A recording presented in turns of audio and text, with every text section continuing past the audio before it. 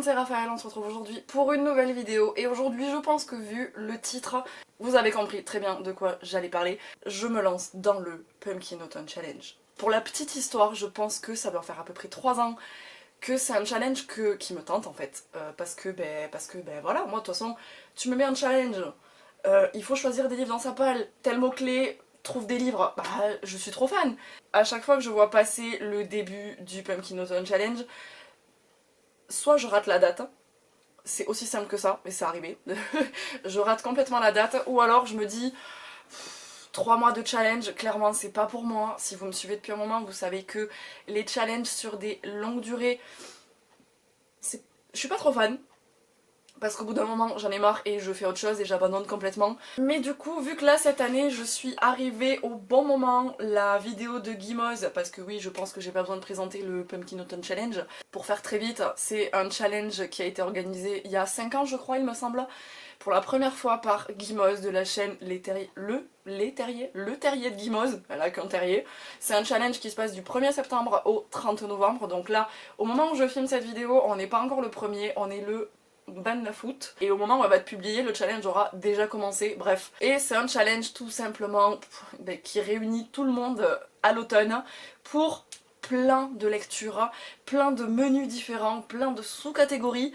Et c'était il y a 2 jours, j'ai pris mon carnet, j'ai écrit tous les menus, toutes les sous-catégories, tous les mots-clés et je me suis dit vas-y essaye de voir si t'arrives à trouver pas mal de bouquins. Et au final je crois qu'il n'y a que 2 catégories dans 2 menus différents où pour l'instant j'ai pas encore de livre. Mais du coup là aujourd'hui j'avais envie de venir pour vous présenter ma palle du Pumpkin Autumn Challenge. Il faut savoir du coup que le Pumpkin Autumn Challenge c'est 4 menus qui tournent autour de l'automne, voilà, qui ont des mots-clés qui font penser un petit peu à toute cette ambiance automnale.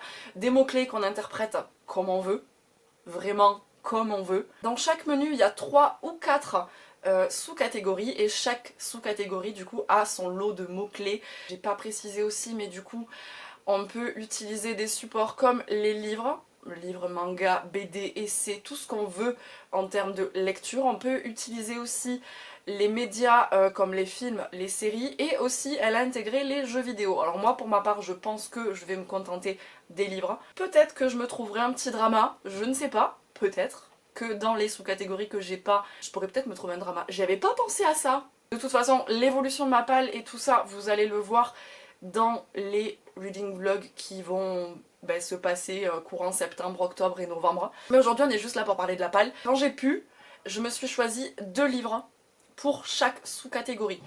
Je prévois pas de tout lire parce que je sais que je vais greffer d'autres lectures à celle-là au cours des 3 mois qui vont arriver. Mais au moins j'aimerais, sur les 2 livres que j'ai choisis pour chaque catégorie, j'aimerais beaucoup au moins en lire un. Du coup c'est parti.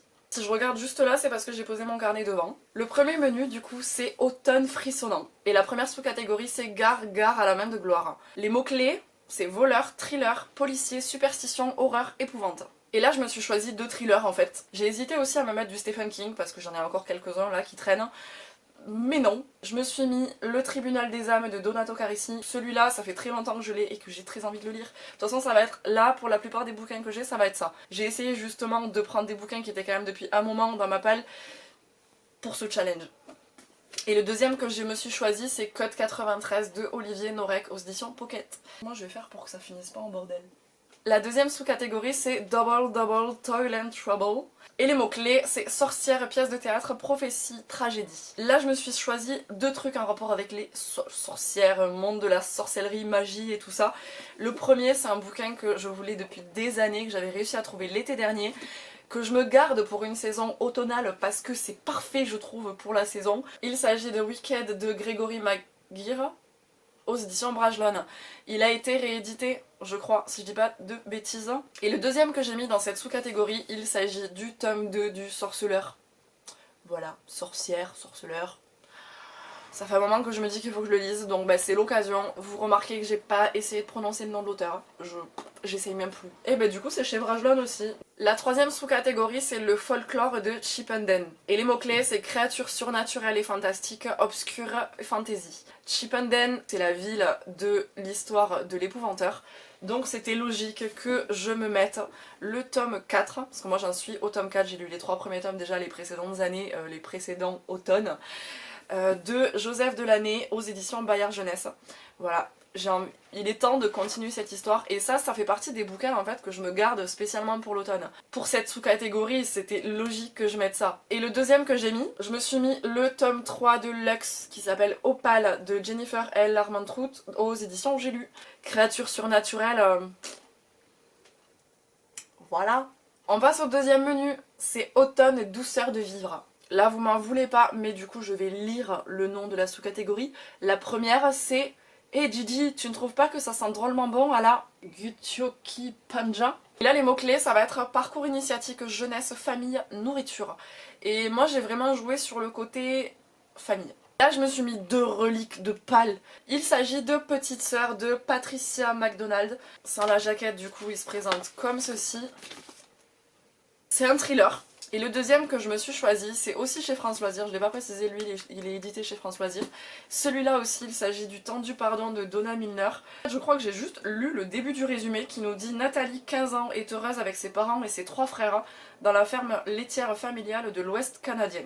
Il se passe des trucs et 35 ans plus tard, elle retourne sur les lieux de son enfance. Côté famille, je pense que je vais être un petit peu servie, famille, secret de famille et tout ça. C'était la deuxième sous-catégorie que je viens de vous faire, j'ai oublié la première, tout simplement parce que c'est celle où j'ai pas de livre pour l'instant à vous présenter. It's just a bunch of hocus pocus. Et les mots-clés c'est Halloween, automne, et je sais plus, je l'ai pas marqué. J'ai pas de livre vraiment là, Halloween ou automne. Peut-être que là-dedans du coup je me trouverai un petit drama. Peut-être, on verra. Je vais continuer du coup avec la troisième sous-catégorie de ce menu. Il se suffit de se souvenir de rallumer les étoiles. Les mots-clés pour cette sous-catégorie c'est feel good, santé mentale et émotion. J'ai mis celui-là. Le premier, je suis restée focus sur le mot-clé feel good et je me suis choisi Demain est un autre jour de Laurie Nelson Spillman aux éditions Pocket. Légère comme une bulle, cette comédie romantico-initiatique est une leçon d'optimisme. Voilà. Pas besoin de plus. Et le deuxième, j'ai hésité à le mettre dedans et puis en fait je me suis dit si j'ai trop envie de le lire, ça y est, ça fait tellement longtemps que je l'ai, ça fait tellement longtemps que je veux le lire. J'ai bien oublié le film donc c'est parfait, vous allez comprendre très vite de quoi je parle. Et là j'ai voulu jouer sur le mot-clé santé mentale avec le côté hôpital psychiatrique en sortant Shutter Island de Denis Lehane aux éditions Payot. Shutter Island c'est un film que j'ai vu il y a des années, ça fait très longtemps que je l'ai vu. Je me rappelle plus de la fin. Je me rappelle plus de la fin de Shutter Island. Mais du coup c'est parfait. Et la quatrième sous-catégorie de ce menu c'est j'ai un dragon et j'hésiterai pas à faire feu. Et là les mots-clés ça va être humour, illustré, anthropomorphisme et animaux. Je suis restée un petit peu sur le côté humour. J'ai lu un petit peu les résumés sur Livre Addict de ces deux bouquins. Et le truc qui ressortait c'était le côté humoristique. Il s'agit de Ne dites pas à ma mère que je suis voyante, elle me croit libraire à Vancouver de Eileen Cook. Donc là c'est aux éditions France Loisirs. Et le deuxième que je me suis choisi, c'est Guide de l'incendiaire des maisons d'écrivains en Nouvelle-Angleterre de Brock Clark. Aux éditions, c'est chez qui c'est? Chez le livre de poche. On passe au troisième menu, Automne enchanteur. Et la première sous-catégorie, c'est la lunette de pierre, c'est extra quand on veut voir ce qui ne se voit pas. Et là les mots-clés c'est petit peuple, féerie, nature et nature writing. Là j'ai joué sur le côté nature writing, nature. Pareil c'est un livre, il y a le film et le film lui par contre je le connais par cœur. Il s'agit de Into the Wild de Jon Krakauer aux éditions 10-18. J'ai le livre raconté par sa sœur. Au départ je pensais que celui-là je l'avais lu, mais au final vu que je l'ai trouvé dans ma palle c'est que je l'ai pas lu. Je savais que j'avais celui-là et à la base j'avais mis celui-là pour le challenge, mais bon du coup je vais lire Into the Wild. Et le deuxième, je suis restée sur le côté avec les faées, avec le deuxième tome de Un palais d'épines et de roses. Je l'ai commencé, vous l'avez vu peut-être dans le dernier vlog, mais je l'ai tellement bien commencé que je suis absolument toujours à la page 8. La deuxième sous-catégorie de ce menu c'est Nom d'une dune, avec les mots-clés écologie, anticipation, science-fiction, post-apo. Et là j'ai choisi deux bouquins de science-fiction. Le premier dont je vais vous parler, je sais pas pourquoi, j'ai toujours voulu me le lire en période automnale. Il s'agit de Rouille de Florian Soulas aux éditions Scrinéo. Je sais juste que c'est de la SF, donc ben voilà. Et le deuxième que je me suis choisi, il s'agit de Terrienne de Jean-Claude Mourleva aux éditions Gallimard Jeunesse. Je crois que celui-là, je l'ai jamais lu en fait parce que j'étais persuadée que c'était genre un premier tome, alors que non, c'est un one-shot. Tout commence sur une route de campagne. Après avoir reçu un message de sa sœur disparue depuis 1 an, Anne se lance à sa recherche et passe de l'autre côté. Et la troisième catégorie, c'est princesse, avec les mots-clés inclusivité, LGBTQI+, et féminisme. Et là pour l'instant, j'ai que un livre dans la catégorie. Je sais déjà lequel je vais aller m'acheter dès que je le trouve, c'est prévu que je me l'achète. Celui que j'ai là en ma possession, il s'agit de Fairyland de Alicia Abbott aux éditions... C'est chez l'école des loisirs ça. C'est une biographie, mais celui-là il me tentait énormément depuis pas mal d'années et je sais pas pourquoi je l'ai jamais lu alors que je pense que c'est peut-être le côté, c'est quand même écrit petit dedans. Et le deuxième que j'ai prévu de m'acheter du coup, il s'agit tout simplement de la suite de Heartstopper de Alice Oseman. Donc j'ai pas besoin de parler de Heartstopper, tout le monde connaît. J'ai lu que le premier tome jusqu'à maintenant, donc j'aimerais beaucoup me trouver le deuxième.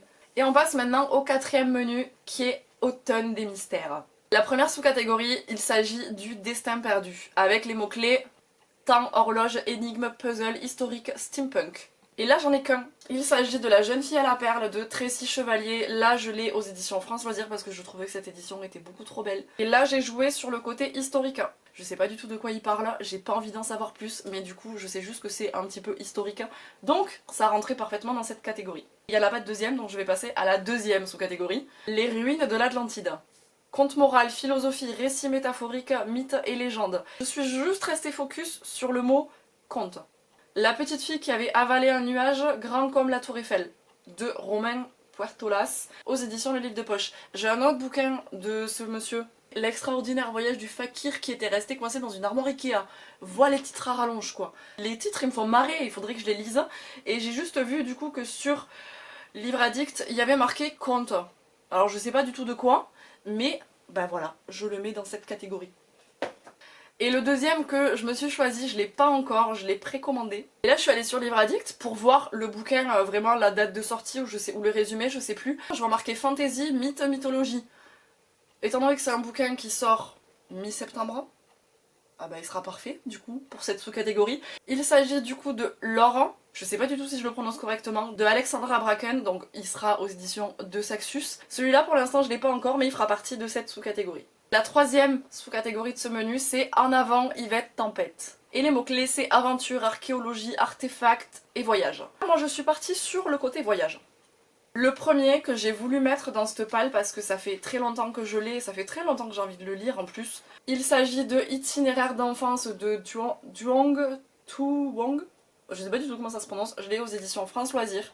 C'est une histoire qui va se passer au Vietnam. B a 12 ans, son père soldat est en garnison à la frontière nord. Révoltée, nanana, elle s'enfuit de chez elle avec sa meilleure amie pour rejoindre son père. Commence alors un étonnant périple, nanani, nanana, à travers les montagnes du nord, peuplé par les minorités ethniques. Bref, vu que ça se passe au Vietnam et que le Vietnam c'est un pays où je suis allée, c'est un bouquin qui me parle, voilà, l'histoire n'a absolument rien à voir avec mon voyage à moi, mais bon vous avez saisi l'idée, donc je me le suis mis dans cette sous-catégorie. Et le deuxième que j'ai choisi, il s'agit de Retour à Cold Mountain de Charles Frazier aux éditions... C'est chez France Loisirs ça ? Ah bah oui. À la fin de la guerre de sécession, Inman, un sudiste, déserte pour regagner à pied sa région natale, la Caroline du Nord, où l'attend Ada, la jeune femme qu'il aime. Tandis qu'il traverse les paysages dévastés des États confédérés au bord de la défaite, Ada, restée seule après la mort de son père, essaie tant bien que mal de survivre à Cold Mountain, le petit village de montagne où est situé son domaine. Voilà, je me suis dit que celui-là, il était parfait côté voyage. Et la quatrième et dernière sous-catégorie, il s'agit de Cabinet de curiosité, avec les mots-clés art, science, musée, singularité, étrangeté, et là j'ai pas de livre. Parce que là je sais pas du tout quoi y mettre pour l'instant dedans. J'aurai peut-être une illumination à un moment donné et voilà, je mettrai quelque chose. Mais pour l'instant, celle-là, j'ai pas du tout de livre à vous présenter pour cette sous-catégorie. Je pense que j'ai rien d'autre à dire de plus que ça. J'espère juste que je vais réussir à tenir et à être motivée un petit peu sur les 3 mois. J'aimerais bien réussir à tout lire, mais si je lis pas tout, c'est pas grave. Vous voyez que j'ai mis 2 livres par sous-catégorie, j'aimerais bien au moins lire un des 2 quand j'en ai choisi 2. Celle où j'en ai pas, bah si j'en ai pas, c'est pas grave. Je prends vraiment ce challenge en mode je l'ai jamais fait, je vais essayer et on va voir ce que ça donne. Pour tous ceux qui font le Pumpkin Autumn Challenge, je vous souhaite un bon challenge. Si dans toute ma grosse liste là, il y a des bouquins que vous avez lus, n'hésitez pas à me donner vos avis, si vous avez aimé ou quoi, comme d'hab. Je ne sais pas du tout par quel livre je vais commencer par contre, je verrai bien. Et là je vous invite à suivre du coup les reading vlogs, parce que c'est là-bas que ça va se passer, c'est là-bas que je vais un petit peu vous parler de l'avancée du Pumpkin Autumn Challenge. Et voilà, je vais m'arrêter de parler, parce que ça fait beaucoup trop longtemps, cette palle est beaucoup trop immense.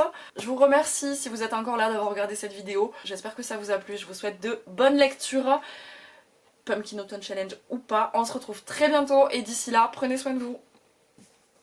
I have to clean.